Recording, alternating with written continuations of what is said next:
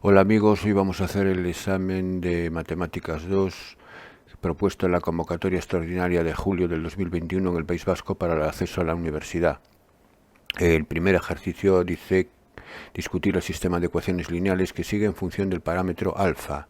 Aquí tenemos un sistema de tres ecuaciones con tres incógnitas y resolverlo para alfa igual a 1 si es posible. Bien, pues entonces vamos a escribir este sistema en forma matricial, en la forma a por x igual a b, donde a es la matriz de los coeficientes de las incógnitas, que son alfa 2 menos 1, 2 alfa 1 y 1 menos alfa 2. X es la matriz columna de las incógnitas, X y Z, y B es la matriz columna de los términos independientes, alfa 2 más alfa 2 alfa. Pues para para discutir el sistema vamos a utilizar el teorema de Rouchet y que compara los rangos de la matriz principal y ampliada para determinar la posible compatibilidad o incompatibilidad de dicho sistema. Así que para estudiar el rango de la matriz principal, lo primero que vamos a hacer es calcular el determinante de A y en función de eso es establecer cuánto vale su rango. El determinante de A, si lo hacemos por la regla de Sarrus, pues haciendo el desarrollo por Sarrus sería 2 alfa al cuadrado más 2 alfa más 8 más alfa al cuadrado. Bien, ahora sumamos los términos semejantes, obteniendo un polinomio de segundo grado en alfa, que es este que está aquí, 3 alfa al cuadrado más 3 alfa menos 6. Vamos a ver dónde se anula el determinante. El determinante se anula para, bueno, puedo simplificar esta ecuación de segundo grado dividiendo todo por 3 y me queda esta alfa cuadrado más alfa menos 2, cuyas soluciones evidentes veo que ya son 1 y menos 2, porque el producto es menos 2 y la suma es menos 1, que es el término del coeficiente de grado 1 cambiado de signo. Si no lo veis así, tenéis que utilizar la fórmula de la ecuación de segundo grado para resolverlo. Bueno, esto lo sabemos hacer. Y la casuística entonces que se genera viene determinada en función de estos dos valores. Así que el primer caso, más genérico y más sencillo, es todos los valores de alfa que no son ni 1 ni menos 2. Es decir, para todo alfa perteneciente a R, salvo el 1 y el menos 2. ¿Qué ocurre en este caso? En este caso el determinante de A es distinto de 0, porque estos eran los dos valores que me hacían el determinante de 0, o sea que en los demás me da distinto de 0. Si el determinante es distinto de 0, la propia matriz A es un menor de orden 3 no nulo, con lo cual, y además es el mayor posible dentro de A. Eso por definición de rango quiere decir que el rango es 3. Y el rango de la ampliada es añadirle a la matriz A una columna más, pero eso no me amplía el rango a 4, porque sería una matriz 3 por 4. Para que el rango fuese 4, tendría que haber un menor de orden 4, y no hay ningún menor de orden 4 en esa matriz. Así que el rango de la ampliada también es 3, nos sirve para justificar la misma matriz A, que es un menor de orden 3 dentro de la ampliada, distinto de 0. Así que los rangos son iguales, además coinciden con el número de incógnitas, que son 3, x y z, y el teorema de Rouchet nos dice que en esa situación el sistema es compatible determinado, solución única. Bien, vamos entonces al siguiente caso, que es el caso alfa igual a 1. En el caso alfa igual a 1, como ahora ya tenemos un valor concreto para alfa, podemos sustituir alfa por dicho valor en la matriz principal. Así que la matriz A ahora queda como aparece aquí, sustituyendo alfa por 1. Sabemos que el determinante de A es 0, porque ya lo vimos aquí al principio. Si el determinante de es 0, el rango es menor que 3. La pregunta es, ¿puede ser rango 2? Para ello hay que encontrar un menor de orden 2 no nulo dentro de esta matriz. Y lo hay, pues sí, hay varios. Entre otros, este que marco aquí, porque el determinante de este menor es 1 menos 4, es distinto de 0, ¿no? Así que el rango de A es 2. Vamos con la matriz ampliada para alfa igual a 1. Sigo en alfa igual a 1. Pues la matriz ampliada para alfa igual a 1 es la matriz A. Añadimos ahora la columna 3, 1, 3, 2 que sostiene sustituyendo alfa por 1 en la columna B. Bien, y entonces aquí vamos a estudiar los menores de orden 3 posibles para ver si encuentro alguno no nulo y que me haga que el rango sea 3.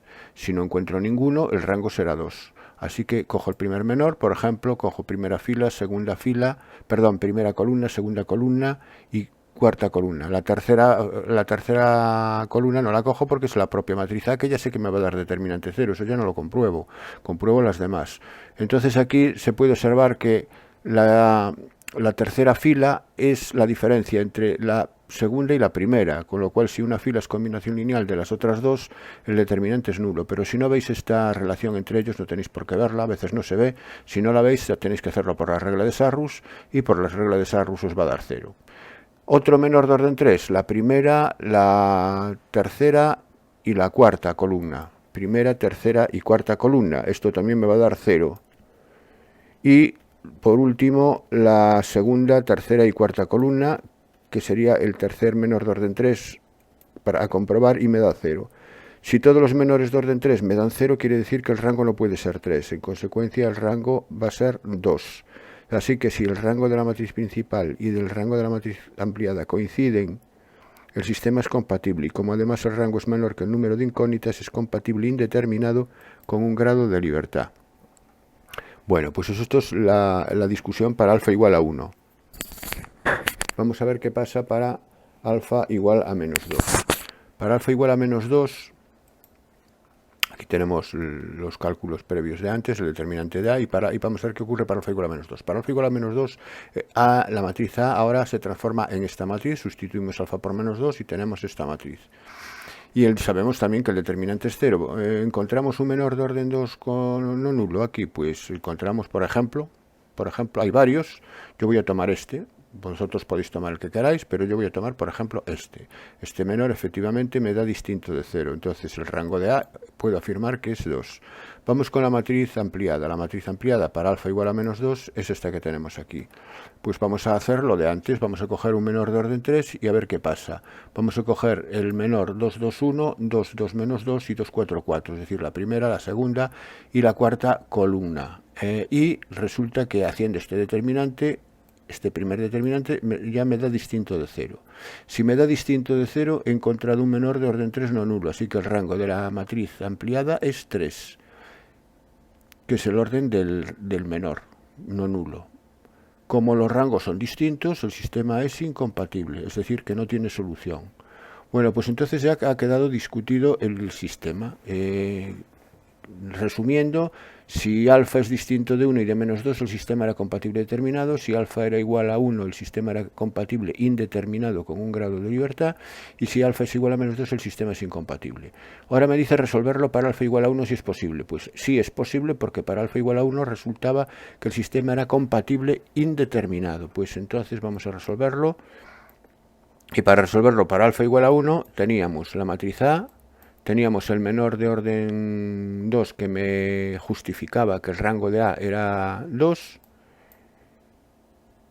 La ampliada también era rango 2 y por lo tanto el sistema era compatible indeterminado, decíamos, con un grado de libertad. Bien, pues ahora tenemos lo siguiente. ¿Cómo se resuelve un sistema compatible indeterminado? Bueno, pues vamos aquí al menor que nos justifica que el rango es 2, y a partir de ese menor vamos a obtener las dos ecuaciones con las que tengo que trabajar.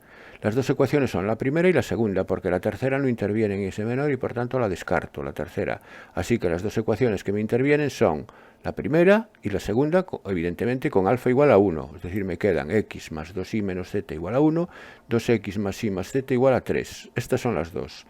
Por otra parte, el rango me está abarcando a los coeficientes de x y de y, el menor este, ¿no? El menor me está abarcando, me toma los coeficientes de x y de y, no me está tomando los de z. Por tanto, z es a quien le voy a dar la libertad.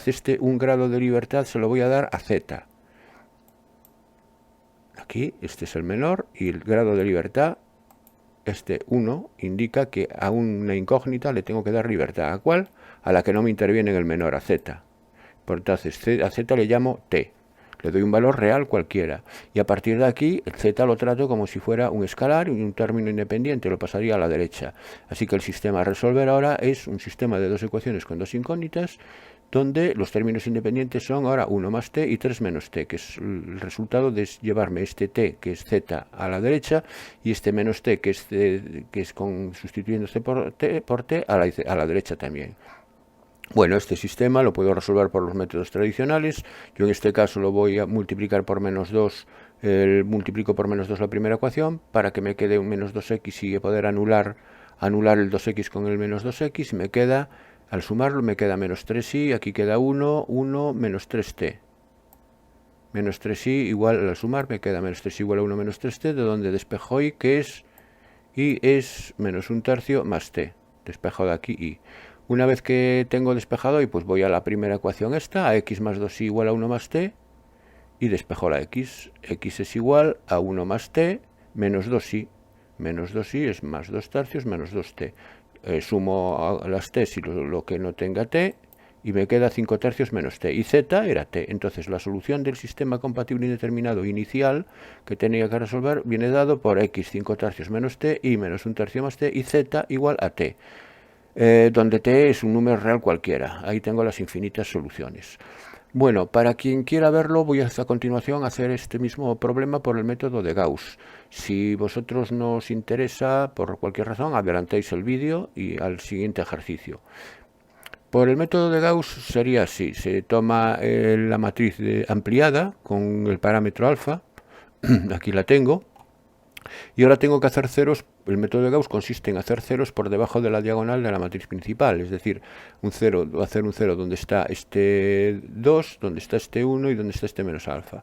Pero para mayor comodidad, la primera cosa que voy a hacer, voy a tratar de llevar este 1 a la primera fila, para trabajar como pivote con ese 1, que es mucho más cómodo trabajar con el 1 que trabajar con el alfa. Entonces lo que hago es un intercambio de filas. Es decir, voy a intercambiar la fila 1 con la fila 3. Esto lo puedo hacer perfectamente porque es como si intercambiara la ecuación tercera con la ecuación primera. Y el intercambio de ecuaciones no me modifica para nada el sistema de ecuaciones, ¿no? Entonces, hago ese intercambio de filas. Me quedo la fila 3 pasa a ser ahora fila 1 y la fila 1 pasa a ser fila 3. Bien, y ahora tengo que hacer ceros debajo de la diagonal. Tengo que hacer ceros donde está el 2, el alfa y este 2. Bueno, para hacer un cero donde está el 2 y el alfa, en principio, para el 2 hago fila 2 menos el doble de la fila 1. Esto tenemos que saberlo ya, el método de Gauss, cómo es la mecánica. A la fila 2 le resto el doble de la fila 1 y a la fila 3 le resto la fila 1 multiplicado por alfa. De esta manera voy a obtener la siguiente matriz, donde la primera fila no la modifico porque es la que estoy tomando como referencia. La segunda fila, al hacer fila 2 menos 2 fila 1, me produce esta segunda nueva fila, y la tercera fila se produce esta tercera nueva fila, esta nueva fila tercera, haciendo fila 3, esta fila 3 menos alfa por F1. Aquí en las operaciones ya no me paro, comprobadlo vosotros que efectivamente me sale esto. Ahora tengo que hacer 0 donde está el 2 más al cuadrado. Para ello tengo que utilizar el 3 alfa. En este caso se multiplican intercambiados, es decir, multiplico 2 más alfa al cuadrado por 3 alfa y 3 alfa por 2 más alfa al cuadrado, de tal manera que, es decir, la operación es la fila 3, que es la que voy a modificar, la multiplico por 3 alfa, y la fila 2 la multiplico por 2 más alfa al cuadrado y la resto, y voy a obtener esta nueva matriz. Y ahora, ¿dónde puedo estudiar la casuística de alfa? La casuística de alfa la voy a estudiar siempre en este término que está aquí. En el último término, en el siguiente término de estos dos ceros, que sería el de la fila 3, columna 3. Esto lo voy a igualar a 0. Si lo igualo a 0, tengo que resolver el sistema. Simplifico, divido por menos 3 este sistema. Este sistema tiene por soluciones 1 y menos 2, que son los valores de la casuística que me salía por el método de determinantes igualmente. Entonces, ya tengo los casos. Si alfa es distinto de 1 y alfa distinto de menos 2, ¿qué ocurre? Pues que esta expresión que yo tengo aquí es distinto de 0. Después del método de Gauss, ¿cómo se puede definir el rango de una matriz? Bueno, pues el rango de una matriz, después de aplicar el método de Gauss, viene dado por el número de filas que tengan al menos un elemento distinto de 0. Si ocurre que alfa es distinto de 1 y alfa es distinto de menos 2, en la tercera fila hay por lo menos un elemento distinto de 0, que es este que está marcado en rojo que hay aquí. El menos 3 es distinto de 0 en la segunda fila y el 2 es distinto de 0, por ejemplo, en la primera, con lo cual en la matriz principal tiene tres filas con al menos un elemento distinto de 0, por lo tanto el rango de A es 3. Y en la ampliada también, porque si la principal tiene por lo menos un elemento distinto de 0, la ampliada también lo va a tener, así que el rango de la ampliada es 3. Sistema compatible determinado. Ahora, ¿qué pasa si alfa es igual a menos 2? Si alfa es igual a menos 2, esto me queda 0.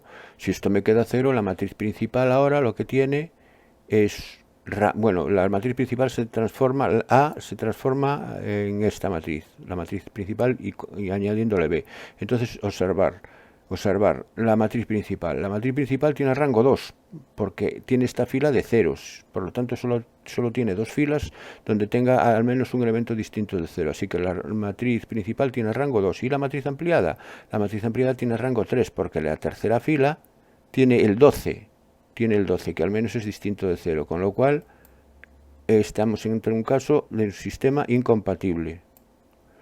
Y el caso alfa igual a 1, si alfa es igual a 1, la matriz ampliada que obtengo para alfa igual a 1, sustituyendo alfa por 1 en esta matriz final, después de aplicar el método Gauss, me obtengo esta matriz. Y esta matriz, fijaros, la matriz principal tiene rango 2 porque tiene dos filas distintas de 0, y la matriz ampliada también tiene rango 2 porque tiene dos filas distintas de 0. Los rangos coinciden con 2, menor que el número de incógnitas, sistema compatible indeterminado con un grado de libertad. Entonces tengo otra forma de discutir el sistema por el método de Gauss.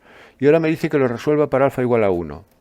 Bueno, pues para alfa igual a 1, resolverlo por el método de Gauss, como ya he llegado, esto sería la matriz ampliada para A igual a 1, por el método de Gauss, tengo qué ecuaciones se cumplen aquí. Aquí la primera ecuación que tengo, evidentemente la tercera fila desaparece, porque está todo ceros, ¿no?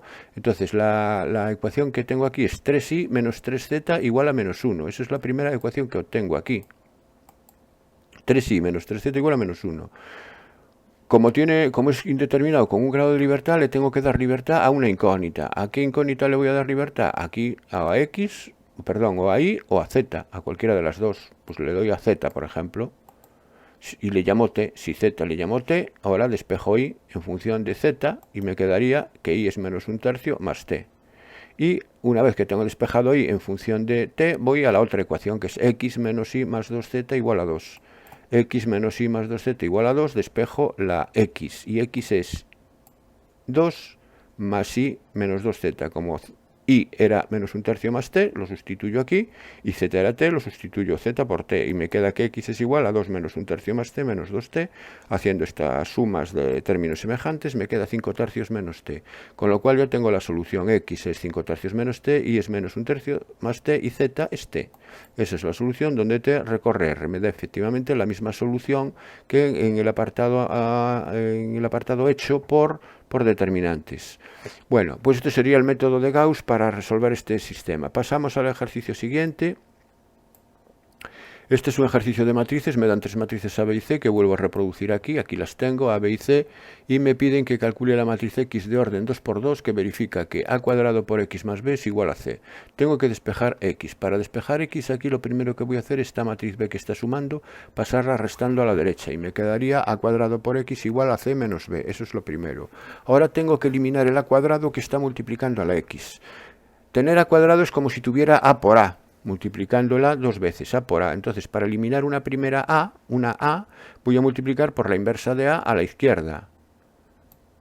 Multiplico por la inversa de A la izquierda. En principio tendría que asegurarme que la inversa de A existe, pero la inversa de A existe porque el determinante de A, fijaros, es 1, es distinto de 0. Puedo decir brevemente, A menos 1 existe porque el determinante de A es 1 y es distinto de 0. Y la condición necesaria y suficiente para que una matriz cuadrada tenga inversa es que su determinante sea distinto de 0. Bueno, pues lo dicho, multiplico por la inversa de A la izquierda, los dos miembros de esta igualdad anterior, ¿no?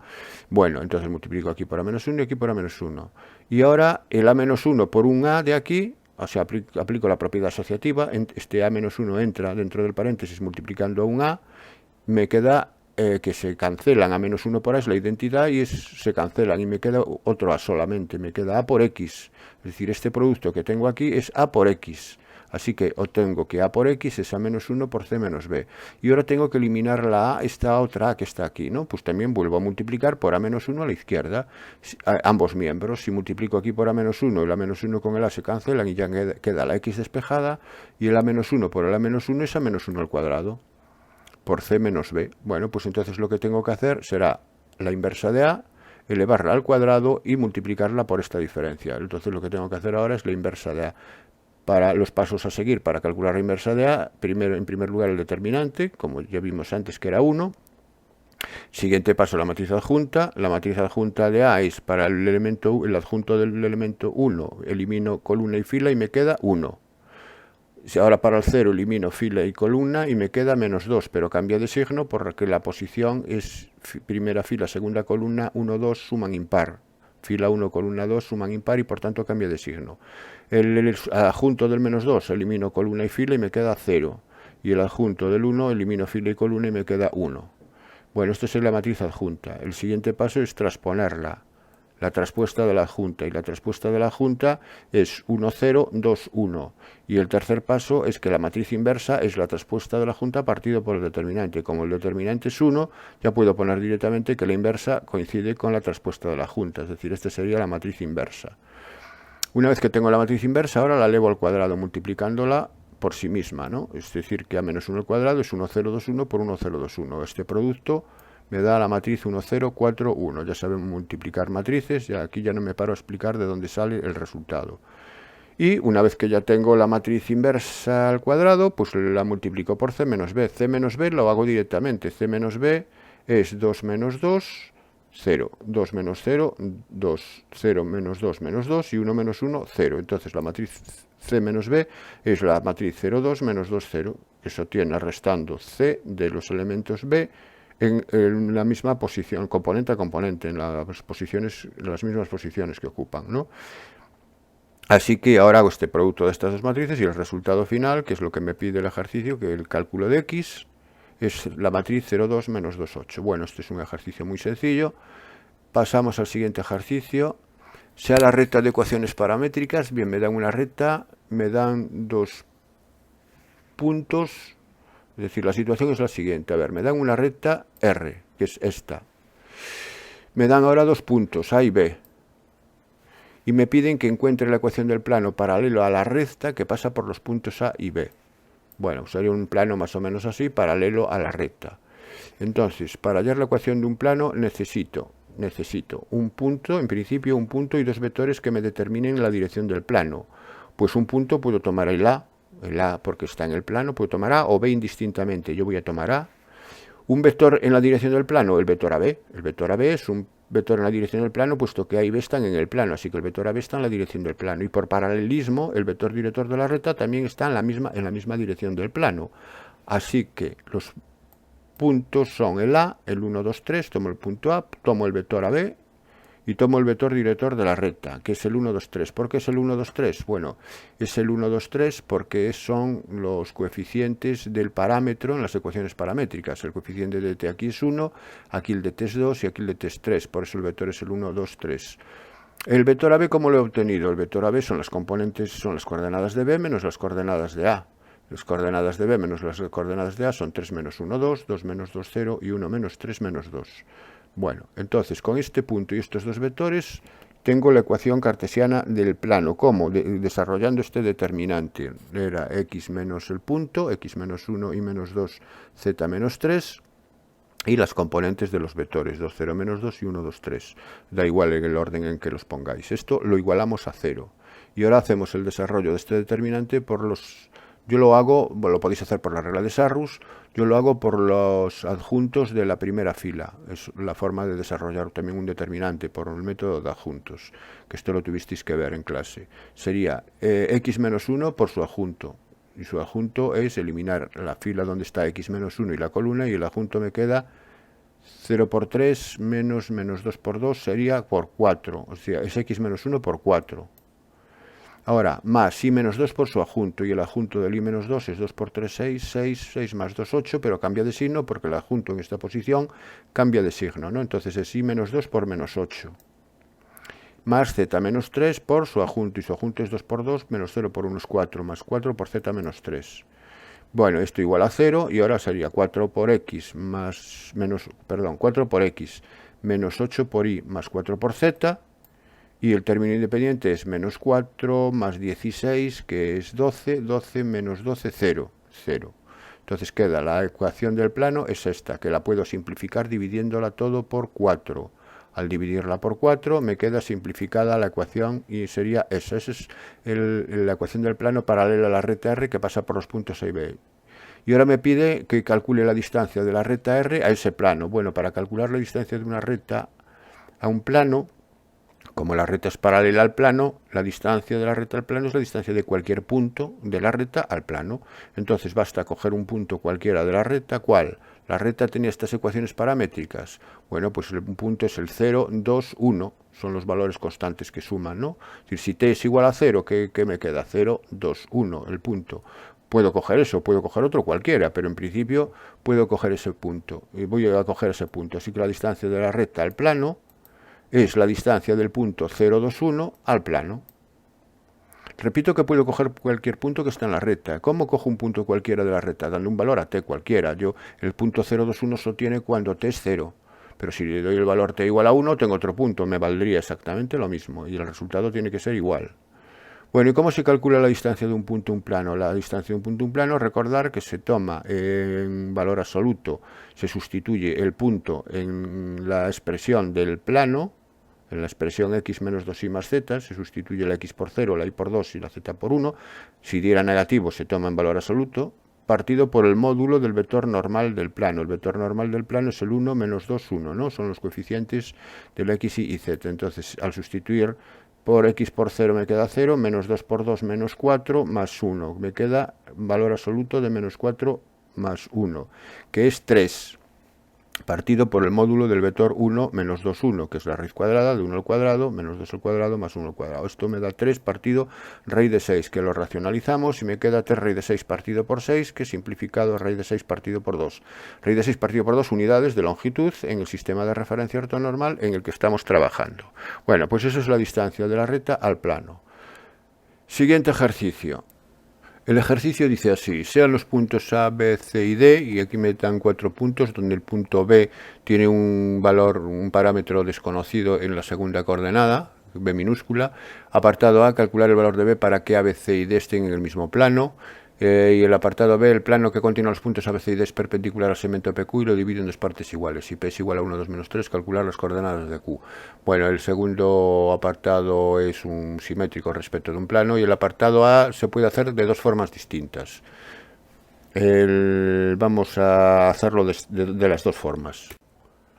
El método 1 consiste en lo siguiente: consiste en ver que los vectores AB, AC y AD están sobre el mismo plano, están en la dirección de dicho plano, para que los 4 puntos sean coplanarios, y entonces si 3 vectores están en el mismo plano, no pueden ser linealmente independientes, tienen que ser dependientes, es decir, que el rango formado por los vectores AB, AC y AD tiene que ser menor que 3, porque sabemos que el rango de una matriz es el número de filas o linealmente independientes. Aquí tendremos una matriz 3×3, donde cada fila representa las componentes de uno de esos vectores. Entonces vamos a escribir los vectores AB.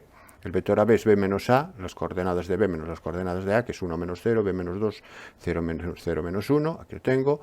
AC sería 1 menos 1 menos 0, 0 menos 2, 2 menos 1. Y AD sería 1 menos 0, 1 menos 2, 1 menos 1, obteniendo las tres componentes. Como el rango tiene que ser menor que 3, el determinante formado por los 3 tiene que ser 0, porque si no, si el determinante fuese distinto de 0, el rango sería 3.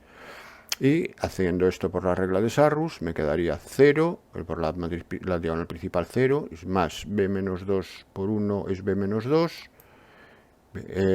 menos 1, menos 2, 0 más 1. Bien, me queda esto. Sumo los términos semejantes: menos 2 menos 1 menos 2 son menos 5, más 1 menos 4, b menos 4 igual a 0, y si b menos 4 es igual a 0, b es igual a 4. Con lo cual el problema ya estaría resuelto, el apartado A, así de sencillo. El otro método es el más lógico: es coger el plano que pasa por los puntos A, C y D, de los que están limpios, es decir, no tengo ningún parámetro. Puedo coger el plano tomando un punto A y el vector AC y el vector AD para dirigir el plano, esos dos vectores que además son linealmente independientes. Aquí los tengo, se ven que no son proporcionales y por tanto me sirven para dirigir el plano. Y hago que el punto B, calculo B para que el punto B esté en ese plano. Entonces ya tendría que los 4 puntos estarían en el mismo plano. Así que voy a hacer el plano que pasa por A. El punto A era el 1, 2, 1, perdón, el punto A es el 0, 2, 1, así sería x menos 0, y menos 2 y z menos 1 para la primera fila del determinante, y las componentes de AC, menos 1, menos 2, 1, AC, que lo tenía ya calculado al principio, y las de AD, que era 1, menos 1, 0. Hago este determinante igual a 0, haciéndolo por los adjuntos de la primera fila, obtengo esta igualdad. Igual a 0, me queda x más y más 3z, menos 2, menos 3, menos 5. Menos 5 igual a 0. X más y más 3z menos 5 igual a 0. Aquí lo tengo. Bueno, y una vez que ya tengo el plano que pasa por A, C y D, para que el punto B esté en ese plano, ¿qué tiene que ocurrir? Que al sustituir las coordenadas de B en la ecuación del plano me tiene que dar 0. Es decir, que tiene que ocurrir que 1, que es X, más B, que es la Y ahora, más 3 por 0, menos 5, sea igual a 0. Es decir, tiene que ocurrir esto. Y de aquí, ¿qué me queda? B menos 4 igual a 0, por tanto B es igual a 4, la solución es la misma y es otra forma de hacer el ejercicio. Bien, vamos a hacer el apartado B. El apartado B me dice, el plano que contiene los puntos A, B, C y D es perpendicular al segmento PQ. Es decir, que el dibujo tendría un dibujo, sería el plano que pasa por A, B, C y D, aquí lo tengo, además la ecuación ya la he calculado, está calculada aquí, es X más Y más 3Z menos 5 igual a 0. Está aquí calculada, me dice que es perpendicular al segmento PQ. Dibujo un segmento PQ donde el plano es perpendicular al segmento. Y me lo divide en dos partes iguales. Si me divide en dos partes iguales al segmento PQ, si P es 1, 2, menos 3, si el punto P es el 1, 2, menos 3, calcular las coordenadas de Q. Bueno, pues al final me están pidiendo el valor del simétrico del punto P respecto del plano x más y más 3z menos 5 igual a 0. Es una otra forma, le da más vueltas, más circunloquios para pedirme un punto simétrico respecto de un plano. Aquí se ve que es simétrico, entonces le puedo llamar M al punto medio entre P y Q, le voy a llamar M, que es lo que voy a calcular. Y para calcular M es el punto de corte de esta recta, de la recta que contiene el segmento PQ con el plano, ¿no? Entonces el plano ya lo conozco las ecuaciones, lo único que necesito averiguar es la ecuación de la recta, y para la ecuación de la recta tengo un punto que es P, que P es conocido, es el 1, 2, menos 3, y necesito su dirección, pero su dirección viene dada por el vector normal del plano, que lo conozco, que es el 1, 1, 3, que son los coeficientes de x y z respectivamente. Es decir, que la recta R, que ahora voy a buscar, la recta R, que es la que contiene el segmento PQ, pasa por el punto P, que es el 1, 2, menos 3, y tiene como vector director el vector normal del plano, que es el 1, 1, 3. Así que las ecuaciones paramétricas de la recta son estas. 1 más t, 2 más t, menos 3 más 3t. Una vez que ya tengo las ecuaciones paramétricas de las rectas, es como obtener todos los puntos de la recta, es decir, todos los puntos de la recta tienen esta forma. Como yo lo que estoy buscando es un punto de esa recta, que es M, pues un punto de esa recta va a ser de la forma 1 más t, 2 más t, menos 3 más 3t. Y además ese punto M tiene que estar en el plano, así que al sustituir 1 más t por la x en el plano, y al sustituir 2 más t por la y en el plano y menos 3 más 3t por la z en el plano y restar 5, me tiene que dar 0, que es lo que es la forma de encontrar la intersección de la recta con el plano, ¿no? Sustituyéndolo, vuelvo a repetirlo, la x la sustituyo aquí, la y, la z y menos 5 igual a 0. Y bueno, haciendo aquí operaciones voy a despejar t. Resulta que me queda 11t menos 11 igual a 0, de donde t es igual a 1. Y si t es igual a 1, ya puedo afirmar que el punto que estoy buscando es sustituir t por 1 en la ecuación paramétrica de la recta y obtengo el 2, 3, 0. Ese es el punto M, el 2, 3, 0 que obtiene sustituyendo, repito, t por 1 en la ecuación paramétrica de la recta. Bueno, como sabemos que el punto medio es la suma de los extremos partido por 2, sabemos que M es igual a P más Q partido por 2 y yo lo que quiero hallar es Q, pues Q lo despejo de esta igualdad. Q es el doble de M menos P. Si Q es el doble de M menos P, multiplico el doble de M es el 460 y le resto P, que es el 1, 2 menos 3, y el 460 menos 1, 2 menos 3, componente a componente, restando, me da el 343, que es el punto pedido en el ejercicio. Calcular las coordenadas de Q, aquí las están, 3, 4, 3. Bueno, pasamos al siguiente ejercicio. Estudiar los intervalos de crecimiento y decrecimiento de la función, y me da una función definida por un cociente de polinomios, y calcular sus máximos y sus mínimos. Lo primero siempre, su dominio. El dominio son todos los puntos que no anulan, son todos los puntos que no anulan el denominador, es decir, son todos los números reales salvo el 2 y el menos 2, porque El 2 y el menos 2 son los que verifican que x al cuadrado menos 4 es igual a 0, ¿no? Tendría que resolver esa ecuación, esto es una ecuación trivial, y ese es el dominio. Entonces, ahora el siguiente paso, como me piden el crecimiento, el decrecimiento y los extremos, tengo que hallar la derivada. Así que la derivada de la función, aquí la tengo, es un cociente, derivada del numerador 1 por el denominador sin derivar, x cuadrado menos 4, menos la derivada del denominador, que es 2x, por el numerador sin derivar, partido por el denominador al cuadrado. Haciendo operaciones en el numerador, obtengo finalmente este polinomio de segundo grado, y el denominador lo dejo como un cuadrado perfecto, porque de esta manera va a ser siempre positivo y el signo solamente me va a interesar lo que ocurra en el numerador para calcular el signo. El siguiente paso es igualar a 0 la derivada. Si igualamos a 0 la derivada, me queda esta ecuación de segundo grado que al resolverla, aquí la tengo ya resuelta por la fórmula de la ecuación de segundo grado, si no me he equivocado, al final me da estas dos soluciones. No me dan soluciones enteras, lo cual es un poquito más engorroso, pero lo dejo así, no lo pongáis como decimales, porque con decimales queda muy feo. Entonces las soluciones son 4 menos 2 raíz de 3 y 4 más 2 raíz de 3. Y a partir de aquí, estos serían los puntos críticos, pues tengo que dividir el dominio con los puntos críticos, formando los siguientes intervalos de monotonía. Empezamos desde menos infinito hasta menos 2. Ese sería el primer intervalo que encontramos aquí, porque 4 menos 2 raíz de 3 es mayor que menos 2. Así que el siguiente ahora sería desde menos 2 hasta 4 menos 2 raíz de 3. Bueno, lo voy haciendo intervalo a intervalo, es decir, aquí cogería y diría, a ver, para ver si la función crece o decrece, tengo que estudiar el signo de la derivada en este intervalo, y para ello tomo un punto cualquiera del intervalo. Tomo, por ejemplo, el más próximo a menos 2, el menos 3. Puedo tomar cualquiera que esté aquí dentro. Yo tomo el menos 3 y lo sustituyo en la derivada. Al sustituirlo en la derivada, me voy aquí a la derivada y quedaría menos 9... menos 24 menos 4, todo negativo, es negativo, partido por un cuadrado, pues es positivo, esto es negativo. Si es negativo, la función es decreciente. ¿Dónde? En todo el intervalo, de menos infinito a menos 2. Ahora el siguiente intervalo es desde menos 2 hasta 4 menos 2 raíz de 3. Bien. Tomo un punto, aquí voy a tomar el menos 1, que es un punto que está aquí dentro. Aseguraros de que está aquí dentro. Si no sabéis cuánto es 4 menos 2 raíz de 3, hacerlo con la calculadora, aproximadamente qué decimal es. Entonces, aquí el menos 1 sí sé que está dentro, y al sustituir menos 1 por la derivada, en el numerador me queda menos 1, menos 8, menos 4, también negativo, también la función es decreciente, sigue siendo decreciente. Ahora el siguiente intervalo es desde 4 menos 2 raíz de 3 hasta 2, que es el otro punto que no está en el dominio. Y aquí cogemos el 1, que también es un punto que está entre este punto y el 2. Y al tomar el 1 ahora me queda menos 1 más 8 menos 4, eso es positivo, mayor que 0, creciente. Y por último me queda de 2 a más infinito, es la que de 2 a 4 más 2 raíz de 3, 4 más 2 raíz de 3, que es mayor que 2, me quedan todavía ese intervalo.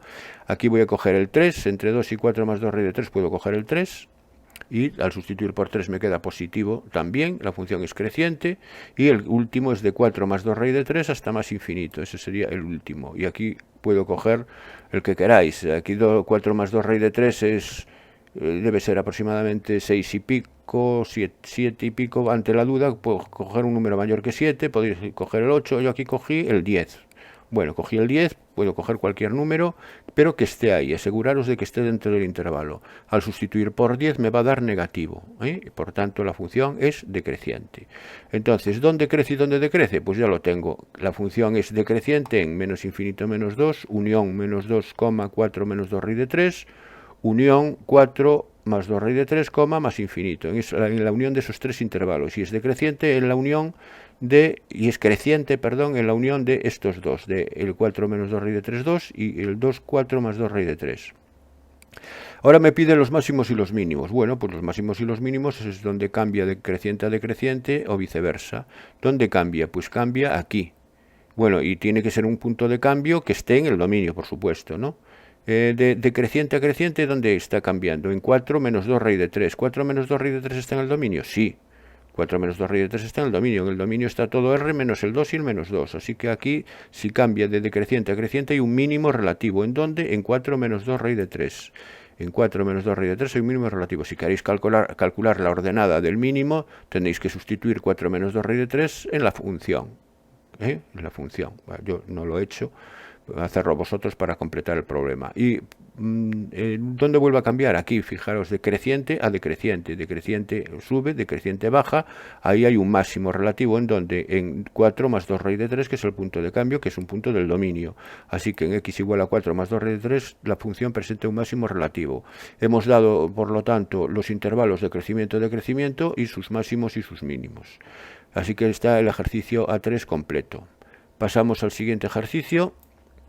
Me dan una función que es un polinomio de grado 4 con 3 parámetros a, b y c, obtener los valores de a, b y c para que en el punto de abscisa x igual a 0 la recta tangente a la gráfica de f sea y igual a 2x menos 1 y en el punto de abscisa x igual a 1 la recta tangente a la gráfica de f sea horizontal.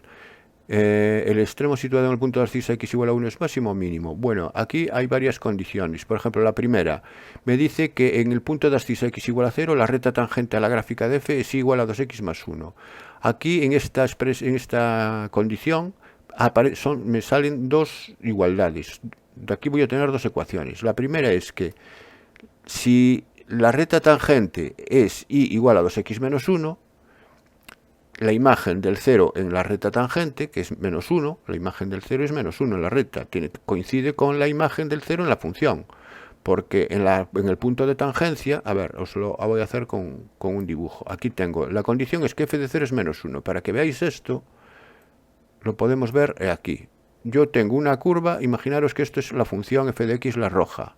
Y la recta tangente es y igual a 2x menos 1, es la recta negra. El punto de tangencia, observar que es este más o menos, donde indico el cursor, el punto de tangencia es un punto común a la recta y a la curva. Así que si la x vale 0, imaginaros que la x está aquí, si x vale 0, la imagen va a valer menos 1, tanto para la recta como para la curva. Por lo tanto, para la curva ocurre que f de 0 es igual a menos 1.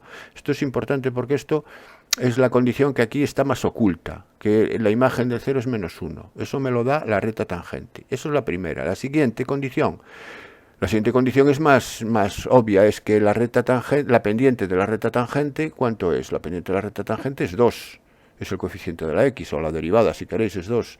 Y el pendiente de la recta tangente es la derivada de la función, por definición, por la interpretación geométrica de la derivada, es la derivada de la función en un punto, es decir, que f' de 0 es 2. Esa es la otra condición. Entonces, de esta expresión obtengo estas dos condiciones. Y la tercera me dice que en el punto de abscisa x igual a 1, la recta tangente a la gráfica es horizontal. Si la recta tangente es horizontal, la pendiente de una recta horizontal es 0, no tiene pendiente. Por lo tanto, f' de 1 es 0. Esa sería la otra condición. De estas tres condiciones voy a obtener a, b y c. Entonces vamos a ello. Entonces, de la primera, de f de 0 igual a menos 1. Bueno, antes de nada voy a estudiar quién es f' de x y f segundo de x por si los voy a necesitar. Escribo f' de x, que es 4x al cubo más 2ax más b, y f segundo de x, que es 12x al cuadrado más 2a, ¿no? Hasta aquí, bien. Y ahora vamos con escribiendo las condiciones. Si f de 0 es menos 1, sustituyo x por 0, y ¿qué me da al sustituir x por 0 en la función? Me da c. C tiene que ser igual a menos 1. Entonces aquí ya, si f de 0 es igual a menos 1, c es menos 1. Ahora vamos con la derivada de 0 igual a 2. La derivada sustituyo x por 0 en la derivada. ¿Y qué me queda? Me queda b. Es decir, que b tiene que ser 2. Así que si la derivada de 0 es igual a 2, b es igual a 2. Ya tengo b y c.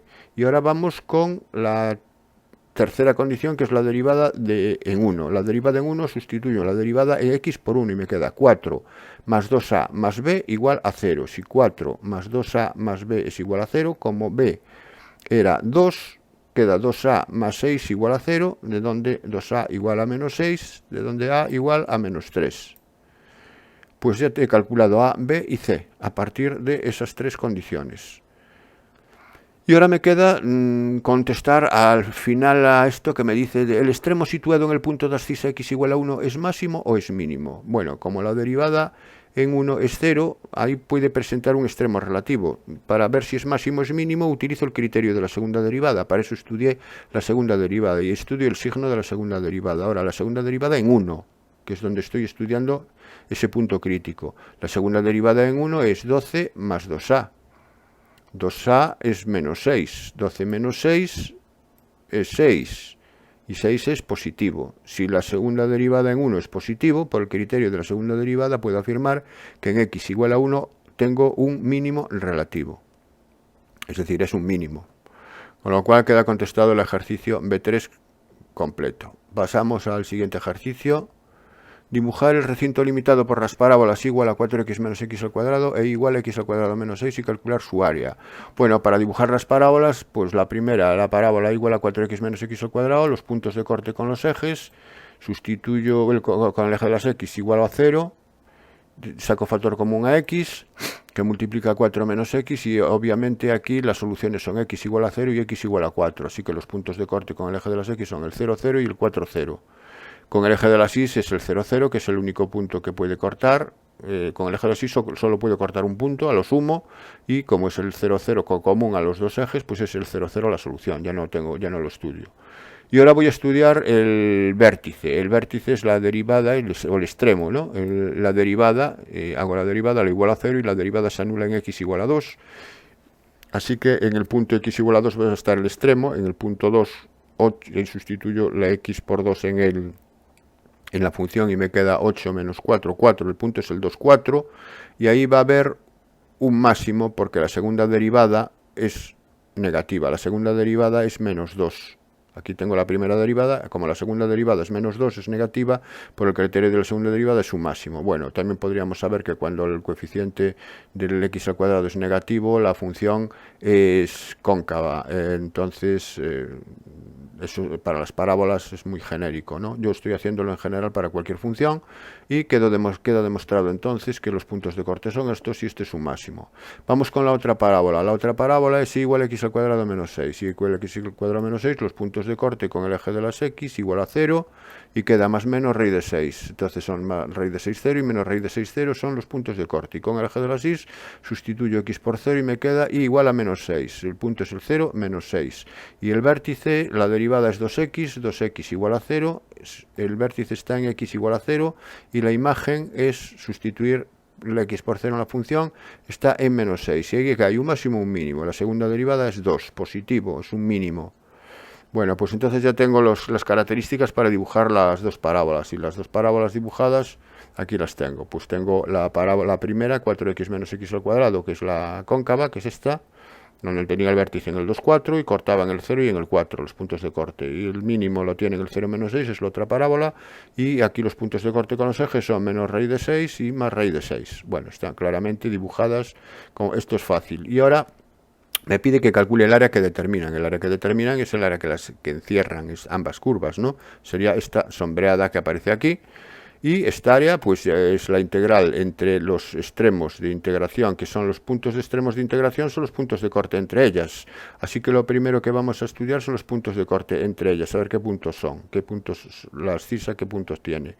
Para estudiar los puntos de corte entre ellas, igualamos las dos ecuaciones, igualamos 4x menos x al cuadrado con x al cuadrado menos 6, y obtenemos una ecuación de segundo grado, que es esta que está aquí.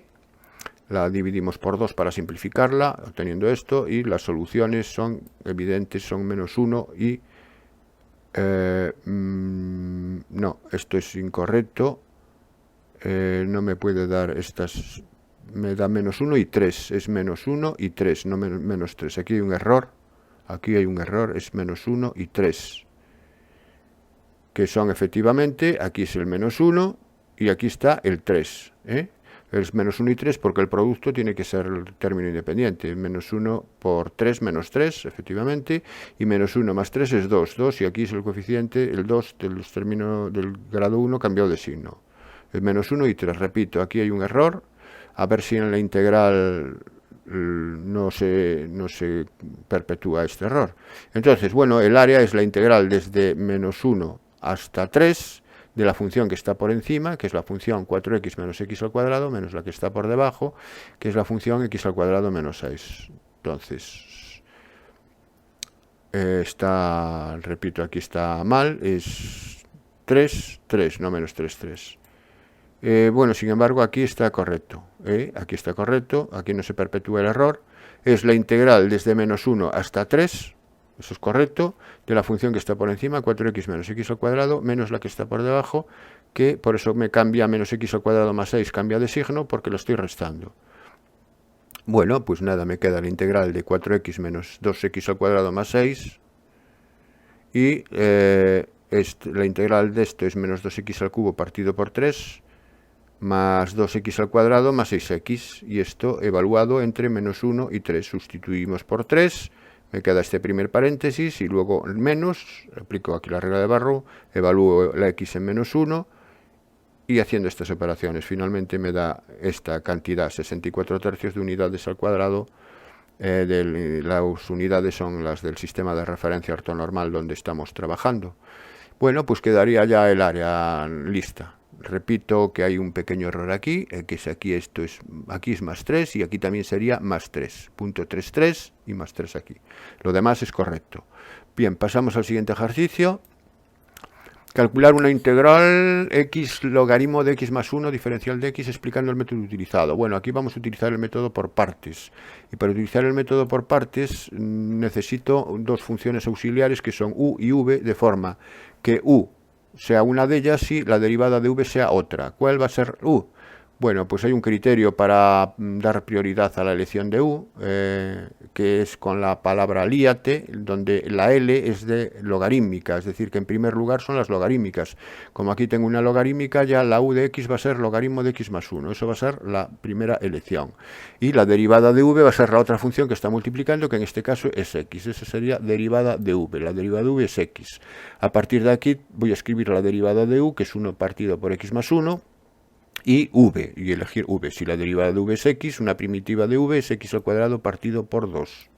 Cojo x al cuadrado partido por 2. Bueno, una vez que tengo u y v, el método partes me dice que la integral de dv por u es u por v, es decir, x al cuadrado partido por 2 por logaritmo de x más 1, u por v por u, da lo mismo, menos la integral de v de u, menos la integral de v, que es x al cuadrado partido por 2, diferencial de u, o derivada de u, que es 1 partido por x más 1. Bueno, esto es la fórmula, aquí he aplicado la fórmula por partes que la tenemos que saber. Ahora, ¿qué puedo hacer aquí? Bueno, antes de nada, este 2 lo voy a sacar para afuera, que es una constante, lo saco como un medio, multiplicando a la integral, y el x al cuadrado multiplica a este 1, y quedándome finalmente esta expresión. ¿Qué me queda por resolver esta integral? Así que ahora, para acabar, tengo que resolver la integral de x al cuadrado partido por x más 1. Esa integral la voy a resolverla aparte. Para resolver esta integral, esta es una integral que es un cociente de polinomios donde el grado del numerador es mayor que el del denominador. Lo primero que vamos a hacer es hacer la división. La división de x al cuadrado entre x más 1. Bueno, aquí la tengo. Entra x, bueno, la explicación de cómo se dividen dos polinomios ahora no me voy a parar. Lo único que tengo que quedarme es con el cociente es x menos 1, este es el cociente, el resultado de la división, y el resto 1. En estos dos conceptos son los que tengo que quedarme. ¿Por qué? Porque la integral de x al cuadrado entre x más 1 va a venir dado por la integral del cociente, que es x menos 1, más la integral del resto partido por el divisor. El resto es 1 y el divisor es x más 1. Esto es una simplificación, es decir, x al cuadrado entre x más 1 es x menos 1 más 1 partido por x más 1. Al calcular la integral separo en la suma en dos integrales y me queda esto. Bien, la integral de x menos 1 es x al cuadrado partido por 2 menos x. Y la integral de 1 partido por x más 1 es directa, es el logaritmo neperiano de x más 1. Bueno, pues entonces esto lo traslado al resultado original, al principio, y me queda que la integral que estoy buscando es x al cuadrado partido por 2 por logaritmo de x más 1, que ya lo tenía desde el principio, menos un medio por, y hago un corchete y pongo dentro el valor de la integral que acabo de obtener. La c, como me va a quedar para el final, la puedo poner aquí dentro o la puedo dejar fuera. La paso para afuera, la constante es lo de menos, lo puedo dejar incluso para el final. Si no queréis arrastrar la c, dejarla para el final. Bueno, y aquí haciendo operaciones y sacando factor común, aquí ya está resuelta la integral. Lo que si queréis dejarlo más reducida, pues podemos dejarla así. Por ejemplo, aquí se puede sacar factor común al logaritmo de x más 1, que está multiplicando aquí, y me va a quedar esto finalmente. Este sería el resultado final de mi integral, aunque aquí ya está resuelta. Bien, pues entonces, por el método de partes, ese sería el método utilizado. Y el siguiente ejercicio es ya de probabilidad, nos metemos en probabilidad, dice de los 700 estudiantes que tiene un centro escolar, se sabe que 500 proceden del barrio donde está ubicado el centro. Bueno, entonces aquí tenemos un primer suceso que es que el alumno sea del barrio, vamos a utilizar el suceso B, así que sabemos que la probabilidad de que sea del barrio es 500 de 700, 500 partido por 700, 500 partido por 700, simplificamos, es 5 séptimos. Aquí aplicamos la regla de Laplace. Casos favorables, 500, que proceden del barrio. Casos posibles, 700. Bien, me dice que utilizan el comedor, proceden del barrio, 500. Utilizan el comedor, 575. Voy a llamarle C a que utilicen el comedor. El suceso utilizar el comedor. Probabilidad de C, 575 entre 700. La probabilidad de utilizar el comedor, aquí lo tengo. Simplificamos este 575 entre 700 y es 23 partido por 28. Esa es la simplificación máxima que puedo obtener. Y 400 son del barrio y utilizan el servicio del comedor. Es decir, 400 verifican el suceso B intersección C, las dos cosas simultáneamente, así que la probabilidad de B y C, probabilidad de B intersección C son 400 de 700, que serían 4 séptimos. Con estos tres datos que me da el enunciado del problema, me dice, se coge un estudiante al azar, apartado A, si es del barrio, ¿cuál es la probabilidad de que use el servicio del comedor? Esta es una probabilidad condicionada, porque aquí hay un sí condicional, que es del barrio. La condición es ser del barrio. Entonces, me están pidiendo en el apartado A la probabilidad de C, de que use el comedor, condicionado a B, a que sea del barrio. Y la probabilidad de C condicionado a B es la probabilidad de C intersección B, partido por la probabilidad de B. La probabilidad de C intersección B la tengo aquí, es 4 séptimos. Fijaros que aunque aquí me aparece B intersección C al revés, es la misma probabilidad porque la intersección es conmutativa, ¿no? Entonces sería 4 séptimos en el numerador y 5 séptimos en el denominador. 4 séptimos entre 5 séptimos, los séptimos se simplifican y queda 4 quintos. Bueno, pues eso sería el resultado. Lo voy a dejar en fracción. Podéis poner 0,8 si queréis, yo lo dejo así en fracción. El apartado B me dice, si usa el servicio del comedor, es decir, otra condición previa. Ahora es C la condición previa. ¿Cuál es la probabilidad de que no proceda del barrio? De que no proceda del barrio, es decir, del contrario de B. Probabilidad del contrario de B condicionado a C. Eso es lo que me están pidiendo. Voy a utilizar esta notación para el contrario complementario. En vez de utilizar la barrita encima, utilizo la C como superíndice. Esto es contrario de B. Entonces, la probabilidad del suceso, de una condicional, es la probabilidad de la intersección de los dos sucesos que aparecen aquí, partido por la probabilidad de la condición. La probabilidad de C no tengo problema porque la tengo, que es 23 partido por 28. El problema es en el numerador. ¿Cómo se calcula la probabilidad de una intersección con un contrario? Bueno, la probabilidad de una intersección con un contrario siempre es la probabilidad del suceso, que no es contrario, en este caso C, menos la probabilidad de la intersección sin el contrario. Es decir, esto es la probabilidad de B menos la probabilidad de B intersección C. Sería 23 partido por 28, que es la probabilidad de C, menos la probabilidad de B intersección C, que es 4 séptimos. Esto es una formulilla que hay que saberse para hacerlo directamente. Partido por la probabilidad de C, que es 23 partido por 28. Bueno, haciendo aquí operaciones me va a dar, finalmente, las operaciones ya no las explico, 7 partido por 23. Esa sería la solución final. Vamos con el apartado C. ¿Cuál es la probabilidad de que sea del barrio o use el servicio del comedor? Aquí hay una O, una disyunción, una conjunción disyuntiva, claramente es una unión. Entonces es la probabilidad de B unión C. Probabilidad de B unión C, esto es la fórmula, ya sabemos que es la probabilidad de B más la probabilidad de C menos la probabilidad de la intersección. Y tengo todo, la probabilidad de B es 5 séptimos, la de C es 23 28avos y la de intersección es 4 séptimos. Bueno, pues poniendo esos valores, resultado final 27 partido por 28. Este es muy evidente. Y el apartado D me dice cuál es la probabilidad de que no sea del barrio ni utilice el servicio del comedor. Me están pidiendo la probabilidad de que al mismo tiempo no sea del barrio y entonces es una intersección, no utilice el comedor y no C, o sea, el contrario de B y contrario de C. Probabilidad de la intersección de los contrarios. Bien, por las leyes de De Morgan, la intersección de los contrarios es el contrario de la unión. Así que esto es lo mismo que B unión C contrario. Y la probabilidad de un suceso contrario es 1 menos la probabilidad del suceso, es decir, que es 1 menos la probabilidad de B unión C. Y la probabilidad de B unión C la acabo de calcular aquí, que era 27 partido por 28, al restarlo de 1, me queda 1 partido por 28. Bien, un problema también bastante sencillo. Y vamos al ejercicio último, que me dice así: la estatura de los individuos de una población sigue una distribución normal de media 1,74 y desviación típica 0,05 centímetros. Todo en centímetros, tiene que estar medido todo en las mismas unidades. Elige un individuo al azar. ¿Cuál es la probabilidad de que tenga una estatura igual o inferior a la media? Bueno, en una distribución normal, la probabilidad de que la X, de que la variable aleatoria sea menor o igual que la media es 0,5. Porque la media, porque la campana de Gauss, la media es el eje de simetría, ¿no? Entonces, como todo debajo de la campana vale 1, lo que está detrás de la media vale 0,5. Pero esto se puede ya contestar de forma directa.